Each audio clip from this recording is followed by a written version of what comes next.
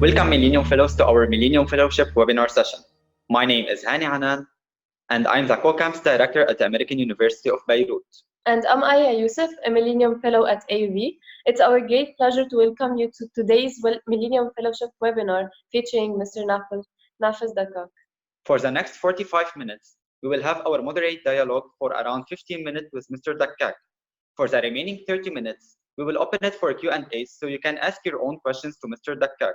Please remember to mute yourself when you're not speaking, and throughout the webinar, type your introductions and questions in the chat box. We see new faces that have joined. Welcome. Hani and I will be your moderators for today's webinar with Mr. Nafez Dakkak. Please introduce yourself by writing down your name, university, and country in the chat box. It's wonderful seeing so many faces here from all around the world. Let's go ahead and begin now. So to start off today's talk, we would like to introduce Mr. Nafez. Mr. Nafez Dakkak is the CEO of the Queen Rania Foundation London office. He is also the executive chairman and founder of idrak.org, an Arabic online education portal that reaches over 2 million learners across the Middle East and North Africa region. idrak is an initiative of the Queen Rania Foundation and has learners from all across the region, including disadvantaged youth in Palestine, Syria, and Iraq. idrak has played a pivotal role in the setup of other open learning platforms across the region.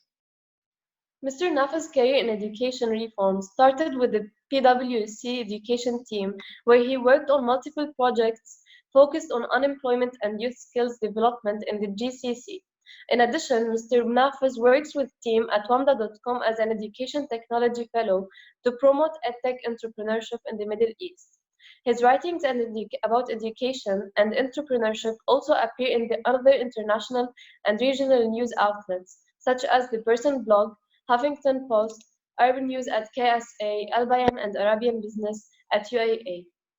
So welcome, Mr. Nafez. It's a pleasure to have you today. Hello, can you hear me? Hello, yes, we can. Okay, fantastic.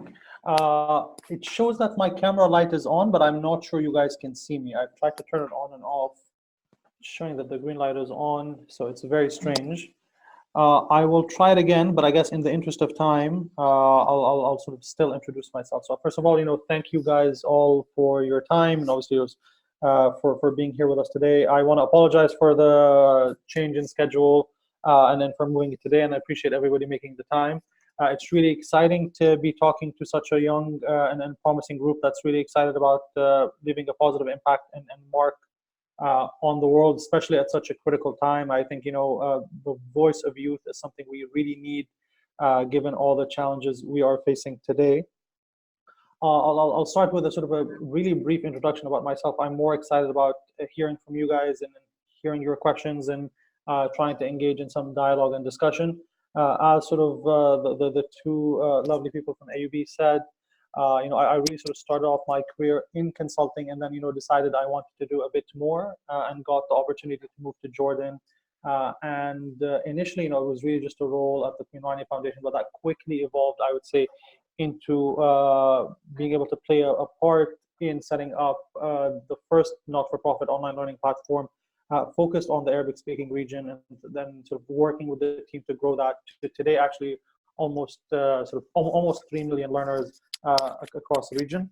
I'd say my passion from education really stems, I guess, really from a big part of the reason I'm here today, which is if you look at the world around you, one of the first things you realize is you can't fix it by yourself. You really need to do it together and do it with other people. And one of my favorite sayings is, an African proverb that says, if you want to go fast or you want to go quickly, go alone. But if you want to go far, go together. And then we really need to go together if we really want to make an impact on the world. And education is maybe not the silver bullet and the solution to every single problem, but it's certainly one part of the solution to every single problem we're facing, from climate change to other challenges. And also, you cannot really solve all the problems alone. So if you want to go together, if you want to work with other people, the best way is to empower those around you, especially those that are coming after you, with the right tools and opportunities. And that's, I guess, a big part of the reason why I work in education. I think the last two things I want to talk about briefly as well is maybe a bit more about IDRAK and a bit more about the Queen Rania Foundation. So just to make sure that I think everybody's aware of IDRAK. So IDRAK is an online learning platform which, if you're following some sort of the jargon and then the keywords that come out, it's sort of a MOOC platform, massive open online course platform, so similar to edX or Coursera in the US and other similar platforms across the world. We started off really looking at higher education, tertiary education, and supporting a youth, I'd say sort of really aged 18 and above with lifelong learning skills and some career-specific skills.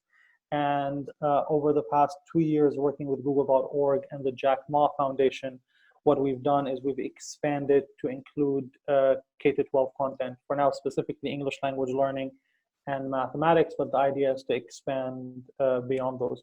Of course, IDRAK itself was really sort of incubated and as it was an initiative of the Queen Rania Foundation. The Queen Rania Foundation is the umbrella organization for all Her Majesty Queen Rania's different efforts in education, and that includes, the Queen Rania Teachers Academy, the Children's Museum of Jordan, and several others. Our focus as the Queen Rania Foundation over the next 5 years is centered on Arabic literacy and Arabic literacy learning, really coming out of I guess, the strong belief that literacy is a foundational skill for lifelong learning and for a lot of other skills. And I can sort of talk more about sort of our work and our theory of change in this space. So I'll pause now so maybe you guys can ask some questions and at the same time also try to fix the camera and see what's going on. Thank you, Mr. Nafez, for this introduction. We would like to begin by asking you, an article published on the World Bank shares that education in the Middle East has become a source of widespread frustration because it's not delivering the skills young people need in today's world. This mismatch between skills and market needs has led to a high rate of youth unemployment in the MENA region. How are you leveraging an edtech to solve the challenges that face education in the MENA region? That's a great question. I mean, I think, it's not just about us. There are a lot of other people doing great work as well. I think the challenge in the Middle East has been for a very long time that maybe sort of in the early 90s, we did a good job of paying attention to access without thinking maybe as carefully and critically about the quality of the access that was being provided. And in a day and age where, skills need to be regularly updated and you really need to teach critical thinking and focus on, giving people skills that they can become lifelong learners, that's proven very difficult. For us at IDRAK, what we've really tried to do is to leverage some of the trends we see in the region. Right now there are around, I'd say 180 million people online using the internet, a number that's growing very rapidly.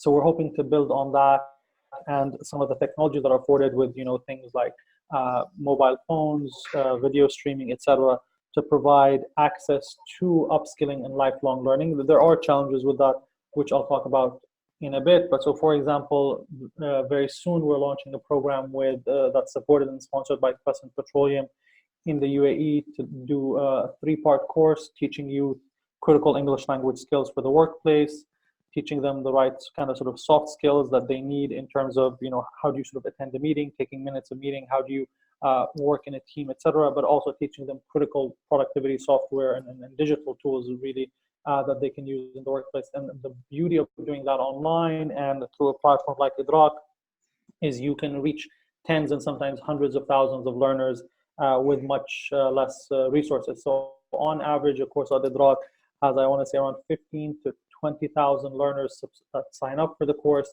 and around, I'd say, 10 to 15% of those complete the course. So each course we launch has around, I'd say, 2,000 people that complete it. And that's, leveraging technology. So you only need around sort of 3 to maximum 5 course team members, versus if you were trying to do that face-to-face, it would be much more difficult. Having said that, as I alluded in the meeting, that there are challenges on that. Just because somebody is connected to the internet does not mean they necessarily have the skills that to learn online, and that's something to be very conscious of. I think one of the mistakes that even I'd say maybe assumptions we start off that was wrong. Just because somebody has a mobile phone and just because they use Facebook and WhatsApp does not mean you should assume they can learn online. There is sort of a lot of work that needs to be done in that area, and then we sort of wrote about that for the Stanford Social Innovation Review and other places. Also, you know, if you're working with particularly vulnerable populations, for example, refugee populations, the currency, or you know, the actual credentialing around the degree and the content you're offering becomes very important. So, you know, if you are a refugee that's taking a course in a refugee camp, it's not enough for you to access the course and finish it. The course really needs to be accredited by a relevant body or entity that you can carry with you as you move around. So there are challenges, again, in that area that I'd also be happy to talk more about if there's interest.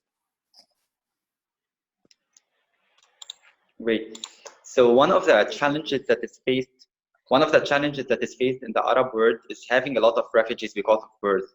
And according to the UN Refugee Agency, the UNHCR, only 3 in every 100 refugee children are able to pursue their learning in higher education, compared with the world average of 37 in 100. What role does the Queen Rania Foundation and eDRAC play to support refugees? That's a great question, and I think, you know, there's a lot that needs to be done in supporting refugees, and I don't think any of us can do enough. We always need to do more. So I think our work at eDRAC has primarily centered on working with operators inside the camps. So if you think of the Norwegian Refugee Council, CARE, UNHCR, and others that are working in the camps, and we work with them to ensure that the content that we create can be delivered and offered in the camps in a blended learning format. So I think to date, we've reached around 5,000 refugees in the camps with content on eDRAC. And usually we try to really emphasize on making sure that this is content that the refugees themselves are demanding. So I'd say one of our most popular courses in Zaatari refugee camp in Jordan is actually child mental health, and that's because the mothers in the refugee camps demanded that, because they felt there was a need, given everything the refugees and refugee children are experiencing in the camp, to offer that.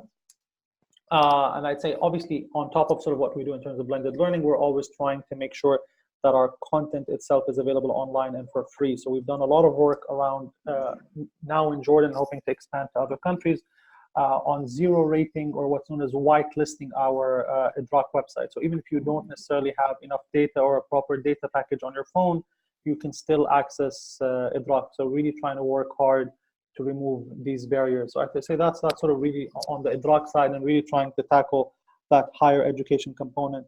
I'd say on sort of the larger sort of refugee education lens, at least in Jordan, most of the refugees are outside the camps, so they're in double shift schools. So I'd say for all of our programs, whether it's at the Queen Rania Teachers Academy, the QRF, we try to make sure that, you know, we focus on double shift schools that include both refugees and people from the host communities. Okay, so me and Aya, as the Millennium Fellows project at AUB, who are working on something similar, which is providing skills, technical skills especially, for refugees in Lebanon, and specifically for Palestinian refugees. So, and throughout our project, we named it Palestack. We were making some of workshops and offline courses for students to learn new skills and new technologies that they can work on, and maybe get employed because of them, or solve a problem they are facing. One of the challenges we were facing is that refugees in the camps do not have access to the internet, or maybe do not have access to laptops or mobile devices, so they can access this material. We were planning to have online platform as well, but this is one of the challenges we had. What do you think eDRAC you can do for this, or do you think that you may be implementing offline courses as well for refugees? Sure, I think that's a great question. I mean, I think, you know, we haven't necessarily implemented any offline programs in Lebanon. I mean, we'd be definitely open to it if, you know, there's a partner. So all our content is licensed under Creative Commons, so it's all for free. I'd say at least 99% of it. So we'd be very happy to, you know, work with any implementer on the ground to offer the courses, and potentially maybe even offer some funding for technical infrastructure, whether that's laptops, phones, etc. To really, I'd say, replicate some of the work that we've done in Zaatari and sort of other refugee camps in Iraq and Jordan with the Norwegian Refugee Council and others. So I think, can you tell me sort of more about the situation? So you said, you know, you're working with Palestinian refugees in Lebanon, and if I understand correctly, so they don't have any access to devices. So there are no laptops, there are no phones, there's sort of no way for them to access the content per se. So you really have to deliver it face to face, and potentially using books and notebooks and sort of brick and mortar. Is that correct? To actually, they have the skills to use a laptop and they know how to use it, but they don't have one at home, or they can't bring one, for example, to have access for an online course. And even throughout the workshops we were doing, they were not able to bring a laptop for them to implement what they are studying. So we were like obliged to provide them with a mobile device or a laptop so they can just implement what they are learning. So this is one of our challenges that we faced during implementing our project. I mean, I think there are a few ways around this, and then again, happy to talk more about this potentially offline. So please do reach out to me if you have, if you're interested in working with Adrak on this. But I think one way is obviously to work with people that have community centers that would allow you to use the facilities. Another is there are a few NGOs that I'm aware of that try to bring refurbished and I guess secondhand laptops and donate them specifically from corporate settings and donate them specifically for situations like this, and that could be work out very well for you guys. That will be great actually, and it will create a high impact for them. So also it can be used by other students later on, so we can increase the impact of students who are learning skills. Yeah, exactly. Okay, so we'd like to have one more question. Millennium Fellows are at the beginning of their social impact careers. What concrete advice do you have for us, especially fellows that are advancing SDG number 4, to ensure inclusive and equitable quality education and promote lifelong learning opportunities for all? Sure. I mean, I think this is sort of one perspective. So, I mean, I guess my first piece of advice is, speak to as many people as possible, read as much as possible, and sort of never forget to never stop learning. I mean, and never forget that you're always learning something new. I think, with that in mind, there are two things I'd say. If you're interested in SDG number 4, the most important thing for you, and again, not all learning happens in the classroom, and I'd say maybe as you get older, maybe most learning doesn't happen in the classroom. But I'd say, if you can spend time in a classroom shadowing a teacher or being a teacher yourself, I'd say that's always very valuable and incredibly valuable. So I think, that's super important. The next thing I would say is, always, especially if you're interested in sort of equity and inequality, always think about, what sort of assumptions and potentially, unconscious assumptions you're bringing to the table. And the best way to do that is to start, very deeply digging into sort of your identity. And I'll sort of use that as an example. I think, when I first started my career, I didn't think of my positionality as sort of a male coming to the conversation. I think that automatically means I have a lot of blind spots around, what is important in education for people that don't identify as sort of an Arab male in the Middle East. So I think that's the issues of identity and how do you make sure you're being inclusive are very important as we think about tackling SDG number 4, and especially about how when we think about tackling SDG number 4 for vulnerable populations like refugees. Okay. Don't forget, guys, if you have any question, to drop it in the chat box. And we will have our open Q&A session in a while, so you can check your questions and ask them directly to Mr. Dakkak. In the meantime, we will have on additional question for Mr. Nafez.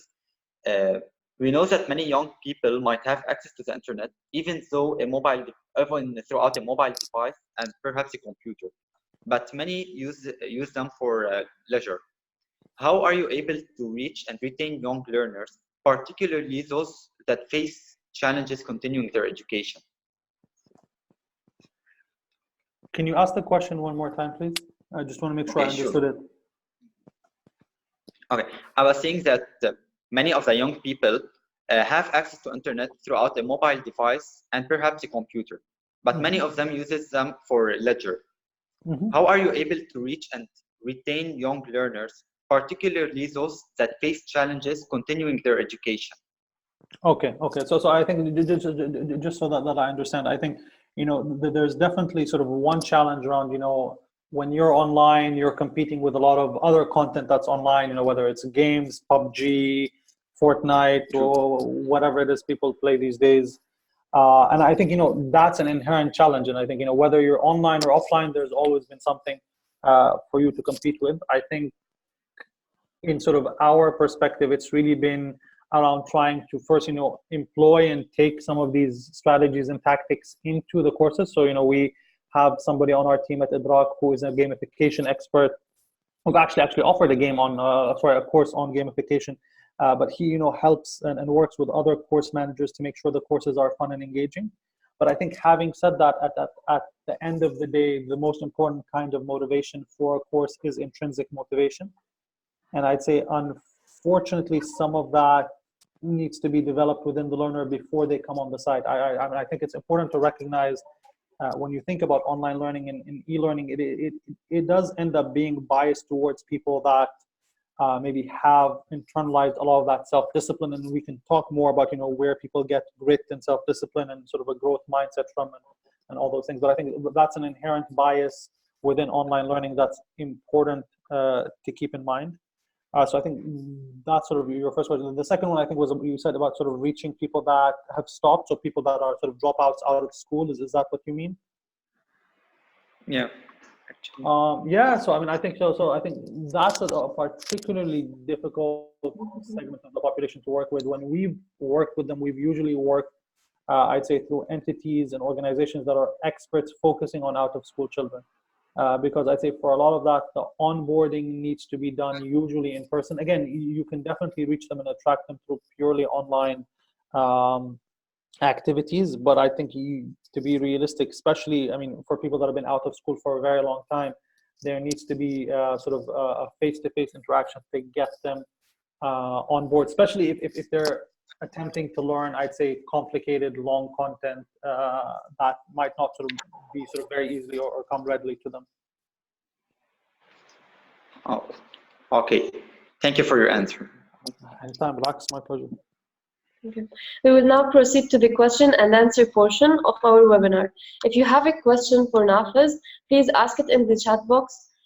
Remember to stay tuned, to stay muted for this portion of the call. If we pick your question, unmute yourself, introduce yourself, and ask your question.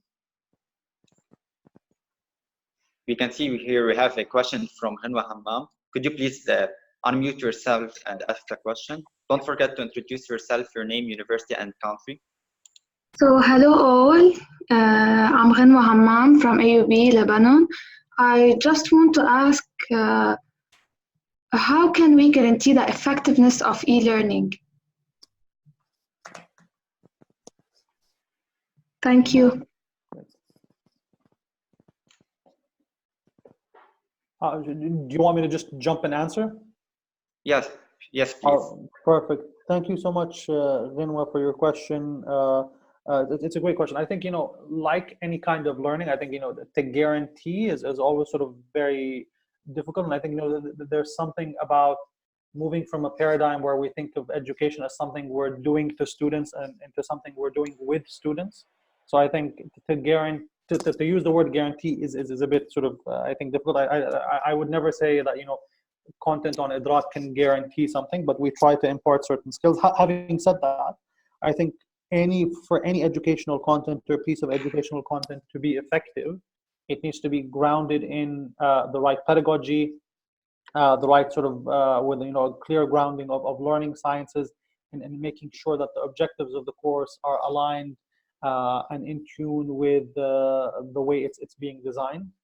I'd say that's from sort of a pedagogical perspective. I think the second part is really about sort of making sure that the technology implementation is appropriate. I think one of the problems sometimes that ends up happening with online learning is the assumption is that, we just need to film and then create a lot of media and video content, when sometimes, a simple thing like a PDF is actually the right solution. So it's also thinking about, with great power comes great responsibility, and you need to think about how you're using those tools effectively. So I think that the summary is the way you ensure or maximize the effectiveness of online learning is first starting with your educational outcomes that you're going for, ensuring that you're applying the right kind of pedagogy and learning science. For example, so for us, when we develop courses, there's a clear sort of learning designer that's involved in that process.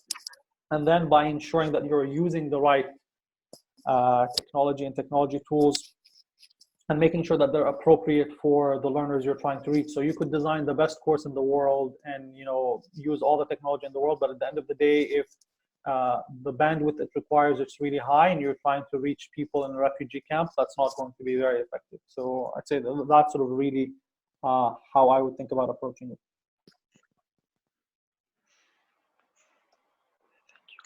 Thank you. We have another question from Mandela Pereira.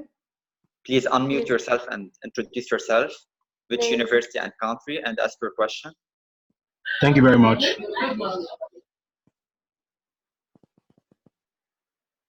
Can you hear us, Mandela? Thank you very much. Okay, can you My name please is ask your Pereira question for Mr. Mandela.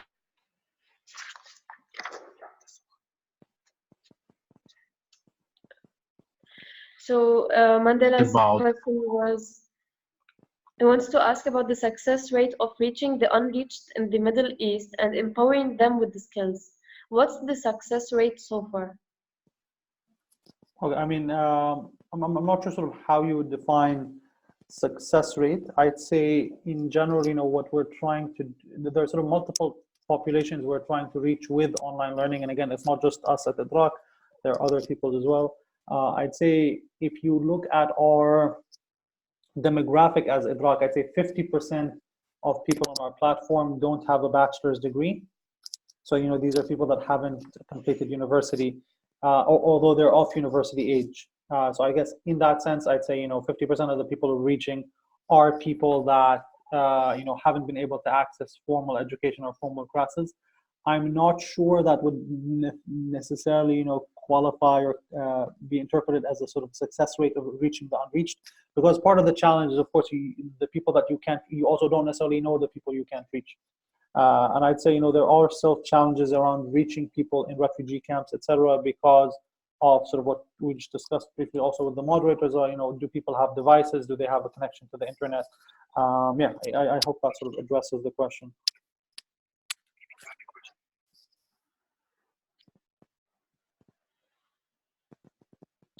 Thank you. We see Abigail have your hand up. Do you have a question for Nafez? I do. Okay, can you hear me? Oh, okay, I can see that. All right, so thank you, Nafez, for all your insight. So I just wanted to ask this question. You talked a little bit about your personal stories and why you're interested in this field, but I'm keen on knowing more on what motivates you to continue working in this field, and how did your passion for education and technology start? Sure. Thank you for that question. I guess, so for me, it really all started in college. I initially went to university and wanted to be sort of a neurosurgeon, become sort of a doctor. I think in the Arab world, there's this bias that, you can only be a doctor, an engineer, or a lawyer. And that's sort of what my parents were pretty insistent on and really sort of pushed for. But once I sort of got to university, I realized, I really wanted to try to have maybe an impact at a larger sort of more, just a larger scale. I think, obviously, as a doctor, lawyer, or engineer, you get to have, very deep impact, but it's not always as easily scalable as other areas or other places. And I'd say that's where my passion for education became. And then I started reading more and more about sort of the unemployment challenges in sort of the developing world, specifically maybe in sort of the Middle East and sort of North Africa, and across also obviously sub-Saharan Africa as well. And I realized, that the best way to sort of empower people was to give them access to education. But I wanted to do that at scale, and that's how I started learning more and more about education technology. I think although, I obviously did a fair amount of work in education when I was in consulting, I'd say that maybe was more on the public sector front. My work in EdTech really started, I guess, when I was sort of moonlighting, so to speak, as a journalist. So although I was sort of a consultant during the day, I would come back at night or sort of after work and sort of interview different people working on education technology products in sort of the Middle East and abroad, and write for Wanda, which is sort of a publication, sort of the equivalent to sort of TechCrunch or sort of other technology-focused publications across the world. And through sort of, interviewing founders, speaking with people at startups, one, sort of learned a lot from them, but also started realizing, that's something I'm very interested in. And I think because I wasn't sort of very inspired or motivated in consulting, when the opportunity came at the Queen Rania Foundation, I sort of jumped on that. And then I really thought I'd only be there for a year, and now sort of 7 years later, I'm sort of still here. Sort of Idrak was a great experience and a great journey. I'd say the thing that motivates me, there are sort of two things that sort of really motivate me. I think one is, hearing sort of the impact stories and sort of being able to impact the lives of learners and then hearing from them. I'd say the second thing that really motivates me and inspires me are sort of the people on the team, having people on the team and seeing them sort of go through that journey, and especially I'd say the ones that we hire sort of that come in sort of, out of college, and just seeing how hungry and thirsty they are for change. So I'd include, people like the Millennium Fellows, and then people that inspire me, seeing people that are young and, hungry and passionate to make change is very inspiring. I will say, one of my pieces of advice is to try not to lose that, because I think the more you sort of interact with sort of obstacles, the more sort of you interact with, the larger system, sometimes you do get maybe a bit sort of cynical or jaded. So it's really, really important to maintain that sort of optimism. Because I think and then sort of Jack Ma said this, and so I guess a lot of people say is, it's sometimes because you're ignorant and you don't know how hard something is that you attempt it. And I'll say this, even personally, if I had known how hard it would be to build an online learning platform before I built it, I would have told them, like, no way, I'm not even going to try this. That would be crazy. But it's because you actually have no idea sort of how hard it's going to be and how much time it's going to take, and, how many sleepless nights you're going to end up, and how many times you're going to literally cry at the office. You're like, yeah, I'll do this, and you take it day by day. So that's, I hope that's sort of not too long of an answer, but yeah, that's that's sort of how I got here, and that's why I'm still sort of trying to do this.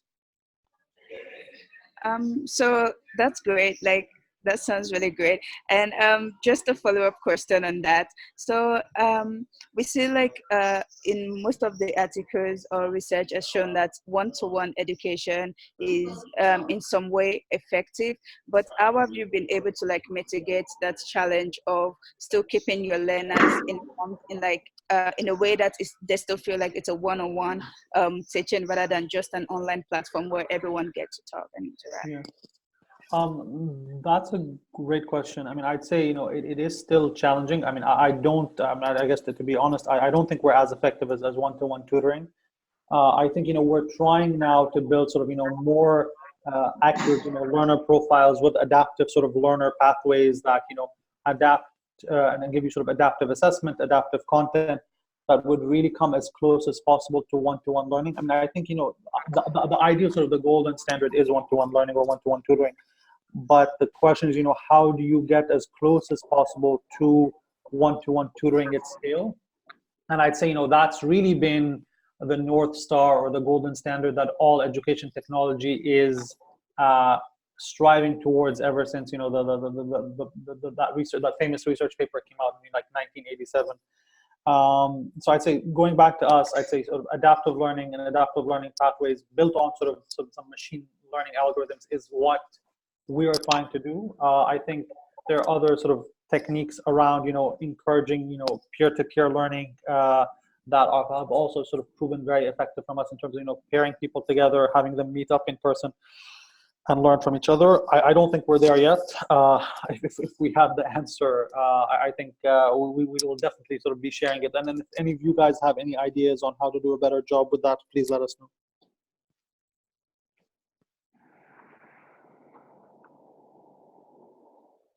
So thank you for sharing your experience. We will have one more question from Huali. Could you please unmute yourself and ask the question? Don't forget to introduce yourself, which country and which university. Hi, thanks so much for the sharing. My name is Huali from Northeastern University.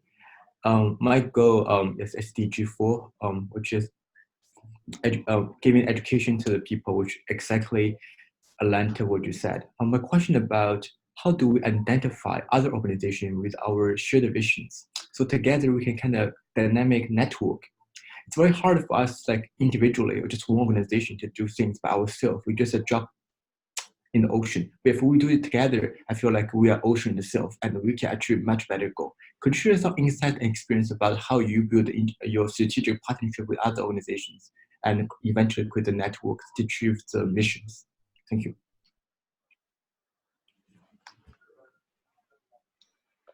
Yeah, thank you. That's a great question, and I think one of the hardest things is to make sure that you're not reinventing the wheel, and to make sure that you're working with others, and it actually can be a lot harder than people think. Again, I don't know if we're doing this well, and we're always looking to learn from others. I think our approach has been to just communicate what we want to do as clearly as possible. So I think especially now in the age of sort of social media, in terms of internet connectivity, thinking of sort of your personal brand as Huali or anybody else on the call, and then your brand as an organization and how you communicate that brand and the values you care about very clearly is important, because the more you project that, the more other people will sort of latch onto it. So I think that's the first thing I would say is the more you focus, the better. I think one of the things I did early on was I decided I want to do sort of education. I think for a lot of young people, and definitely for me, you start getting nervous. Is this really what I want to do? Is this the only thing I want to work on? And what I just be very honest about is it doesn't mean it's the only thing you want to work on. It means it's what you're working on now. I think especially in this day and age, maybe now you're super passionate about SDG 4, tomorrow you jump into sort of SDG 8 because there's another part that, but right now, the more you focus, the more you clearly sort of brand yourself, the easier it is for people to find you. The other thing I would say is that it's really important to sort of be generous with your network, because then others will be generous with theirs. So, if you're very keen on sort of, connecting people together, then people will also start doing the same and reciprocating. And eventually, you end up sort of finding people that sort of you can work with. And again, I think like most difficult questions, there's no black and white answer for sure. So I think, sometimes the challenge is if you have too many partners, can you still, move fast enough? Can you move quickly enough? So I think you need to, again, there's no, I think, right or wrong answer here, but you need to be very conscious of that trade-off and sort of what that means for you and your mission. Because I think sometimes, you end up forming a partnership, finding somebody to work with, and sort of maybe you work on phase 1 together and it goes really well. But if, in phase 2, your passions or your interests diverge, I think that's really fine. And I think you shouldn't feel obliged to continue to work with the same partners if your missions diverge. But I think, yeah, just going back to my first point, it's actually much, much harder not to reinvent the wheel. And I think a lot of people fall into that trap where, you end up, working on a year and a half on something, maybe raising some funds, and then realizing, there are other people that have already done it and you would have been better off pairing with them. But I think, the risk of that is minimized if you're very open, you're very transparent, and you're very clear about what your brand is. And again, I'd say, it's very hard to give a black and white answer, because obviously this differs if you're a startup versus an NGO, what space you're in, what stage you're in. So there obviously are, different considerations to just keep in mind. Thank you, Nafez. We have a question from James Onaji. If you please unmute yourself and start introducing your name, country, and university. Hello, so good evening. James. Yep. Hello, good evening. Can you hear me? Okay, my name is James Onaji. I'm calling from Nigeria. So my question is actually, how do we over here in Nigeria make e-learning interactive and interesting amid the challenges we face here regarding our band strength and technology, backwardness in technology? How do we do that, please? Yeah. Hi. Can you thank you, James, for that question. Can you hear me? Yes, I can hear you. Perfect. I mean, I think, that's a great question. And I will say, we've not necessarily sort of worked in Nigeria. So I don't have sort of the full context, but I'm familiar with some of the challenges.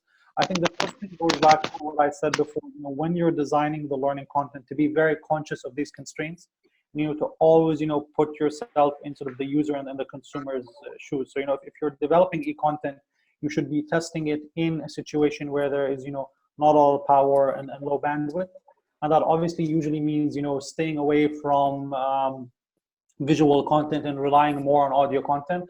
I think now, specifically with the rise of podcasts, people are becoming very aware of the fact that you can become very, very engaging with storytelling, and audio is a fraction of the bandwidth requirements of audio, of video. Again, you can still, in most cases, with good audio and images, achieve good or fulfill most of your needed learning outcomes or learning objectives. The other thing that we've seen other people use, I'd say maybe in India, is sort of IVR technology around phone casts, really using phones to communicate and educate. And again, maybe a lot of people don't think of that as e-learning, but it still can be as effective and powerful. I'd say the part that maybe becomes challenging with that is in terms of getting people, and I guess the part of your question is sort of the interactive feedback.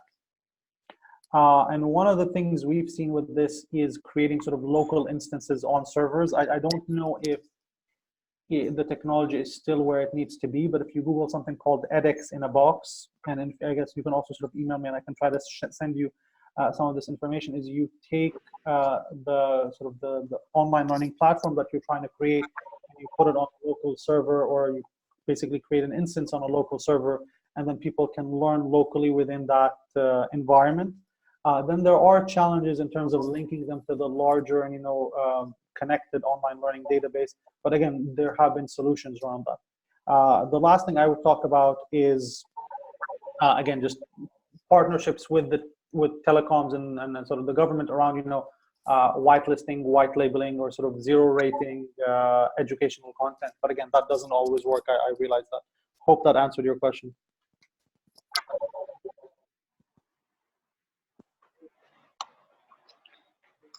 Thank you, Nafez. We will have another question from Jerishom Malengo. Could you please introduce yourself and ask your question? My name is Gamaliel Jerishom Malungu from Kenyatta University, that's Kenya. Thank you so much for the opportunity to ask a question. Since the ceremony began, I've been listening to you. The important question to ask, as much as we are young people trying to change the world through the projects that we have, to some point we get that we have some challenges which try to hinder us from achieving greatly. So when you look at your story, you've been able to achieve so much, and personally I also want to achieve like you. For instance, personally I have a challenge of finances. There are so many things I'm supposed to do but I cannot do because of actually financial support. So personally, how did you go about it, and what is your advice on how we can go? Because I know there are so many young people like me outside there who wants to achieve so greatly, but they don't have financial support. Thank you.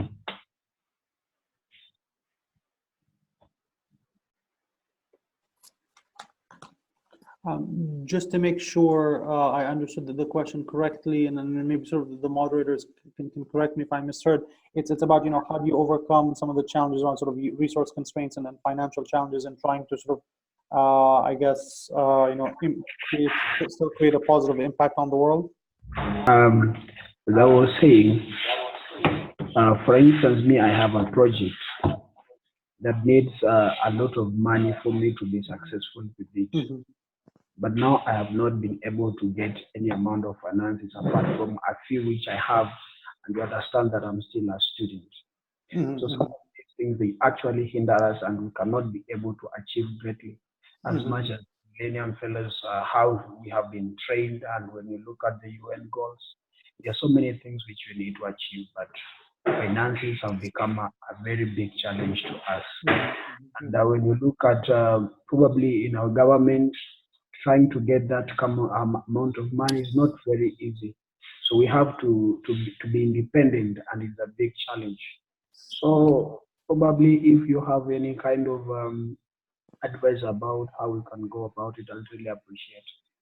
Yeah, no, I mean, I guess no, that makes sense. I mean, I think it's a challenge for a lot of people. I think even after you graduate, I mean, I think even us as a foundation, trying to raise funds is always a challenge. I mean, I think part of my advice would be, no matter what work you're trying to do, to always think about the sustainability. And I mean, in some cases, a not-for-profit model might not be the best model. You might think that, or you might find out that the change you want to do is better done through, sort of a social enterprise or a social business. Impact investing is sort of really growing as a theme across the entire world. I think the second thing is to, I think the more focused you are, the more, going back to some of the things we talked about earlier in terms of, branding and communicating and figuring out, what's the right message and the right story to tell, can be really helpful in just getting you attention, and, to persevere with that. And I think, eventually, if your cause is worthwhile, you will end up finding the support. So definitely don't give up, and keep up the hard and inspiring work. Thank you, Nafez. We have a question from Renwa. Can you please unmute yourself and go ahead? Hello again. I would like to salute Mr. Nafez. I'm Renwa Hammam from AUB Lebanon. I would like to ask, in light of DRAC's partnership with AUB, which is your organization that you have mentioned earlier, how can we as university students at this university use this opportunity in our projects, especially that we're working on the fourth SDG.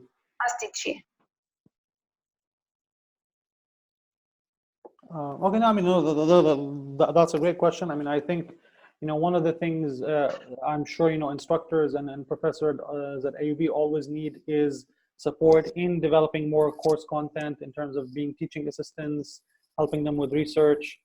So, I mean, I think, if there's interest in sort of the Millennium Fellows at AUB in doing something, I'm sure we could reach out to the university to explore that. So I think that's sort of one area. The other area I would say is, independently of the university, is really spreading the word. I think, awareness is really important. We try to spread a lot of awareness around IDRAC, but I think the more the better. So, whether, you want to sort of spread awareness, we have a university ambassadors program where people can be ambassadors for IDRAC in their sort of local community and get trained on how to onboard people, how to give them the right skills to learn online, how to help them sign up on IDRAC. So I'd say, those are all interesting and exciting possibilities. Thank you for sharing this, Nafez. Last question for you is, how can fellows get involved with what you are doing, and how can they help in this? Yeah, I mean, I guess, the first thing is to continue doing the amazing and inspiring work you guys are doing. There are definitely sort of challenges along the way, whether it's sort of, financial resources, something, finding the right partners. So please don't give up and keep up with all the amazing work you guys are doing. I think, if you just go to our website, qrf.org, there's a lot of information there in terms of, the work we do and how you can get involved. So please feel free to sort of reach out to us. And if you have any ideas, don't hesitate to let us know. Thank you so much. That's great. That's a wrap for all the questions. Thank you so much, Nafez, for taking the time to share your experience with us. The fellows would like to keep in touch with you. What would be the best way to keep in touch? I'd say so the best way is probably Twitter. So if you go to, @Dakkak, and I can also type it here. So I mean, my messages are open, so please feel free to, go there and sort of reach out. Thank you.